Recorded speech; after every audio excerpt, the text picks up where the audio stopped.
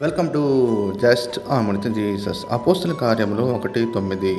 వారు చూచుండగా ఆయన ఆరోహణమైన, అప్పుడు వారి కనులకు కనబడకుండా ఒక మేఘము ఆయన్ను కొనిపోయెను.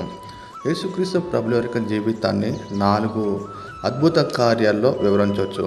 మొట్టమొదటిగా ఆయన నరవతారిగా రావటము, రెండవదిగా పునరుత్థానం కావడము, మూడవదిగా ఆరోహణం కావడము, నాలుగవదిగా ఆయన రెండవ రాకడ. ఇక్కడ ప్రత్యేకంగా ఆయన మరణించి సమాధి చేయబడి తిరిగి లేచిన తర్వాత 40 దినాలు ఆయన పునరుత్థాన మహిమతో తన ప్రత్యక్షలు కనబరుతున్న తర్వాత ఆయన 40 దినాన పరలోకానికి ఆరోహణం కావటం జరిగింది. ఆయన ఆరోహణ అవుతాడని చెప్పి దావీదు ముందుగానే ప్రవచించాడు. కీర్తన 68:18 వచనంలో, నీవు ఆరోహణమైతివి, పట్టబడిన వారిని చెరపట్టుకుని పోతూ ఉంటూ దేవుణ్ణి స్తుతించడం జరిగింది. యేసుక్రీస్తు ప్రభుల వారు ఆయన పరలోకానికి వెళ్ళి తిరిగి ఆయన రెండవ రాకడగా రాజులకు రాజుగా రాబోతా ఉన్నాడు. ఆమేన్.